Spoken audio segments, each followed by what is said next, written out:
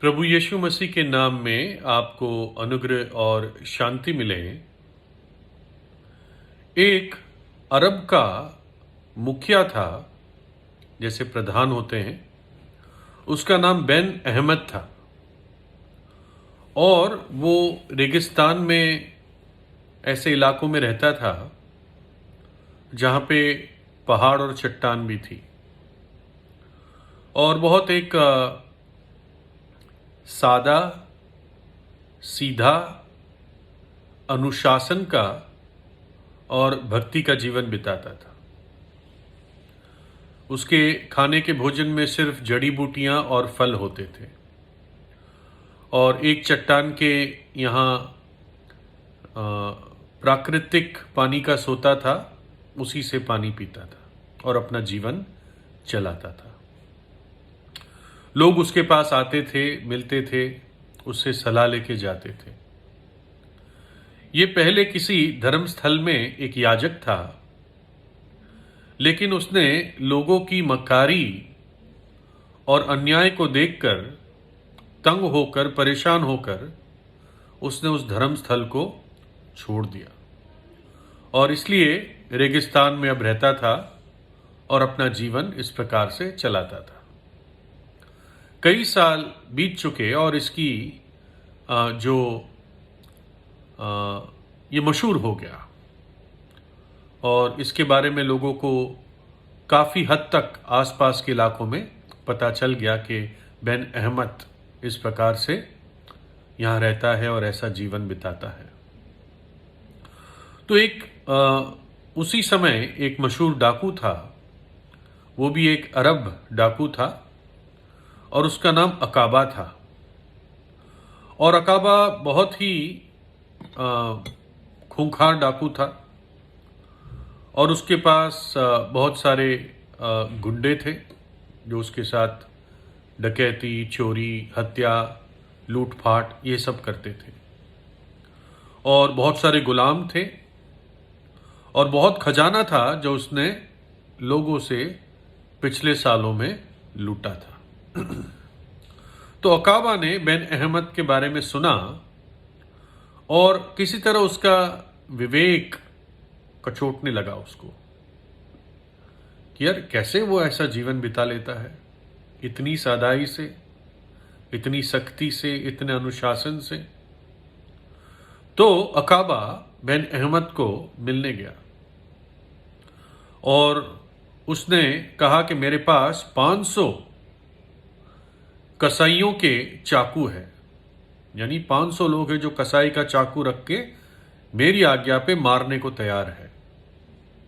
कसाई का जो चाकू होता है ये करीब 8 से 14 इंच एक गोलाई में होता है, बुचर्स नाइफ कहते हैं। बोला 500 तो मेरे पास ऐसे लोग हैं, बहुत सारे गुलाम हैं और खजाने से भरा हुआ मेरे पास घर है। तो अब मुझे बता, ये सब कुछ होने के बाद मैं और क्या करूं या क्या इनके साथ जोड़ूं कि मुझे एक खुश अमर जीवन मिल सके, क्योंकि मौत का डर सबको होता है। इसलिए उसने बेन अहमद से पूछा कि मुझे बता कैसे मुझे एक खुश अमर जीवन मिल सकता है।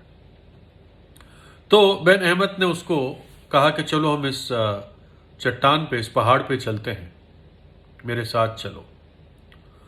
और जब वो चलने लगे तो बेन अहमद ने अकाबा से कहा, देख ये 3 पत्थर है, इन 3 पत्थरों को तो उठा ले।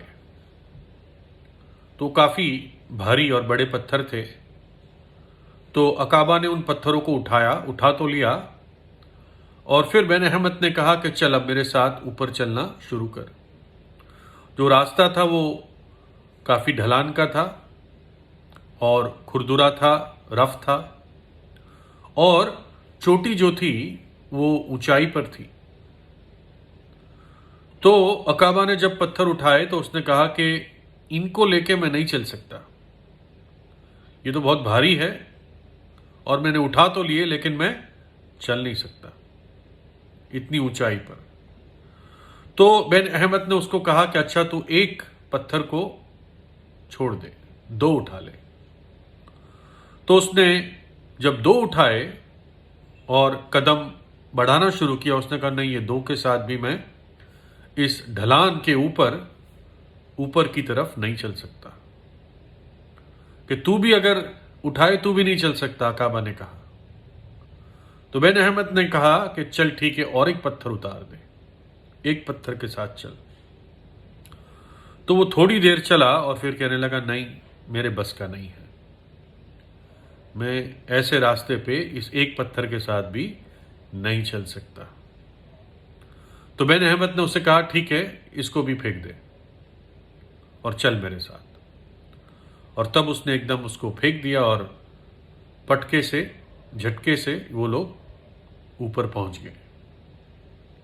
और तब बेन अहमद ने उसको कहा देख बेटे, तेरे पास 3 बोझ है, और जब तक ये बोझ तेरे साथ रहेंगे, तू जिस खुशी की तलाश कर रहा है या एक बेहतर संसार की, युग की तलाश कर रहा है, वो तुझे प्राप्त नहीं हो पाएगा। तेरे जो हत्यारे तेरे साथ है, 500 जो कसाई का चक्कू रखते हैं, इनको आज़ाद कर दे, इनके साथ रिश्ता तोड़ दे। दूसरा, तेरे गुलामों को आज़ाद कर दे। और तीसरा, जिन जिन से तूने खजाने लूटे हैं, उन सबको वापस कर दे, और तब तुझे वो खुशी मिलेगी। तो ये तो बेन अहमद और अकाबा की कहानी है। और ये घटना कब हुई थी इसका मुझे कोई आइडिया नहीं है, लेकिन बाइबल क्या कहती है।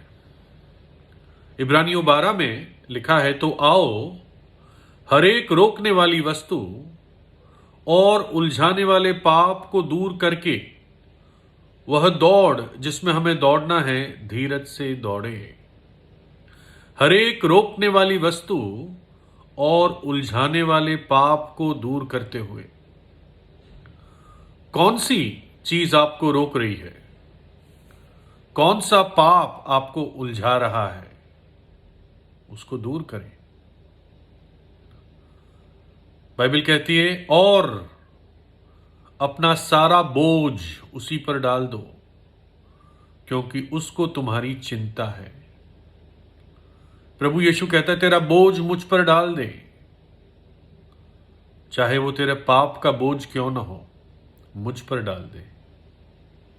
मैं इसलिए प्रकट हुआ कि तेरे पाप के बोझ को हर ले जाऊं, हटा दूं।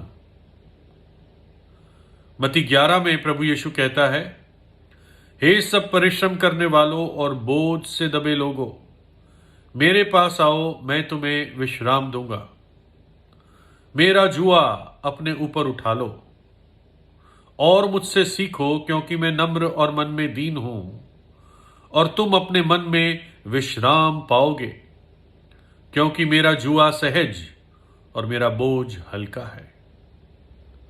प्रभु यीशु कहता है, तुम जो बोझ से दबे हो, जो मेहनत कर रहे हो, परिश्रम कर रहे हो अनंत जीवन पाने के लिए, वो खुश अमर जीवन पाने के लिए, लेकिन अब तक असफल हो, अब तक असंतुष्ट हो, तुम मेरे पास आओ, चक्कर देखो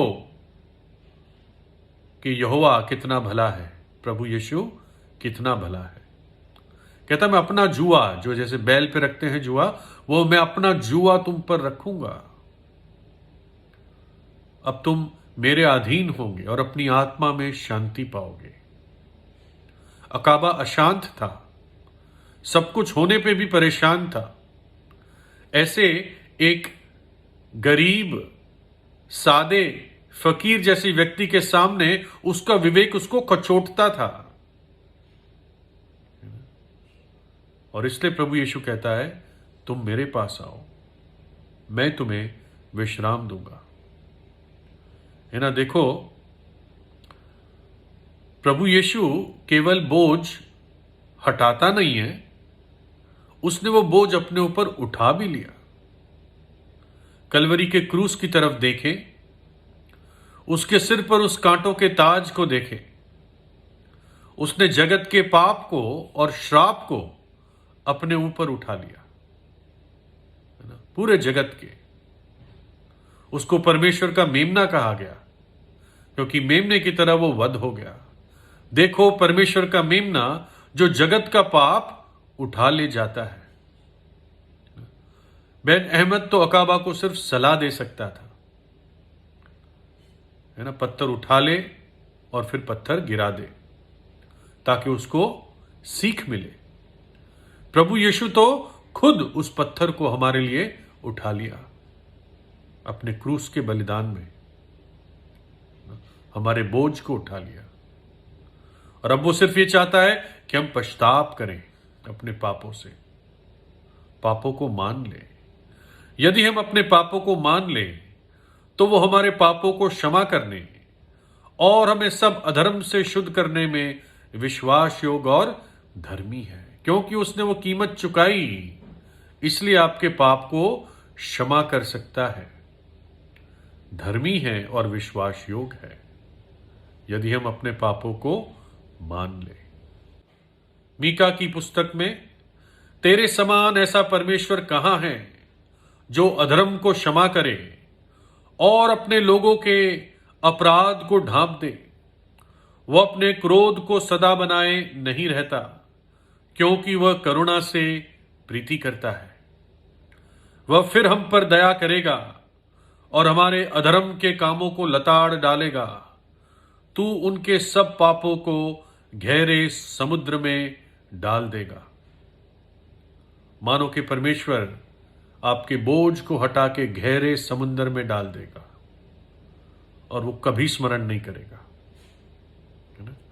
तो आइए हम प्रभु यीशु के पास आए, जो हमारे बोझ को उठा लेता है। अपना सारा बोझ उसी पर डाल दो, क्योंकि वो तुम्हारी चिंता करता है। प्रभु यीशु से प्रार्थना कीजिए, उसको अपने हृदय में बुलाएं। वो जीवित है, मृतकों में से तीसरे दिन जी उठा और युगान युग जीवित है। परमेश्वर आपको आशीष दे।